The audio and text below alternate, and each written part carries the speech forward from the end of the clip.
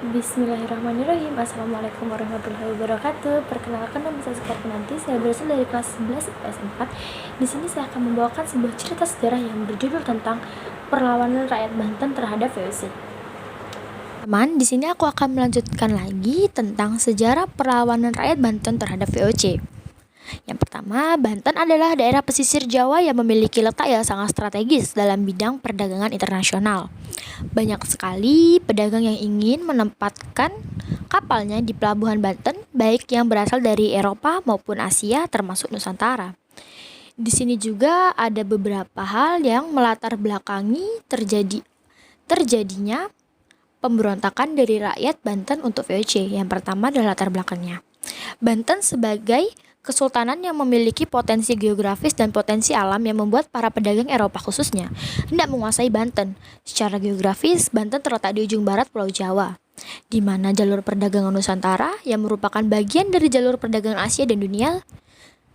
Selain itu, letaknya yang dekat dengan Selat Sunda menjadikannya Banten sebagai pelabuhan transit sekaligus pintu masuk ke Nusantara setelah Portugis mengambil alih Malaka pada tahun 1511. Potensi alam yang dimiliki Banten pun merupakan daya tarik tersendiri, di mana Banten adalah penghasil lada terbesar di Jawa Barat dan penghasil beras dengan dibukanya lahan pertanian dan irigasi oleh Sultan Ageng Tirtayasa.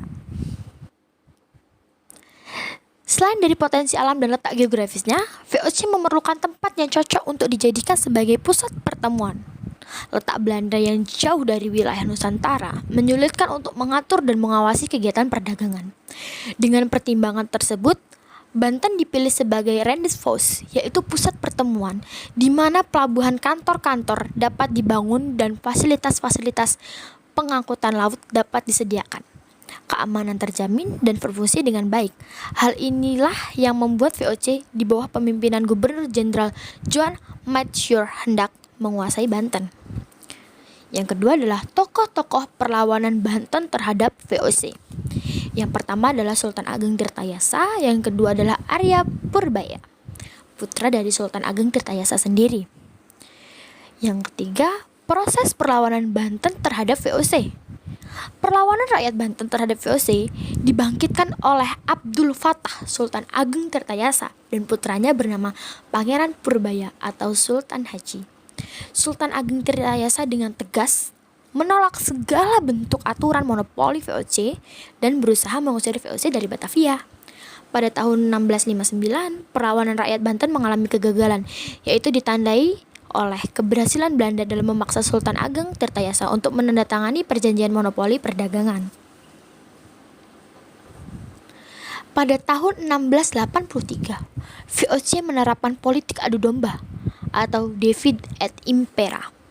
Sultan Ageng Tirtayasa dengan putranya yang bernama Sultan Haji, sehingga terjadilah perselisihan antara ayah dan anak, yang pada akhirnya dapat mempersempit wilayah serta memperlemah posisi kerajaan Banten.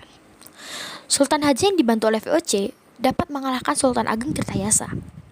Kemenangan Sultan Haji atas bantuan VOC tersebut menghasilkan kompensasi dalam penandatanganan perjanjian dengan company. VOC diberi hak untuk memonopoli perdagangan di seluruh wilayah Banten dan Sumatera Selatan. Perjanjian tersebut menandakan perlawanan rakyat Banten terhadap VOC dapat dipadamkan. Bahkan Banten dapat dikuasai oleh VOC.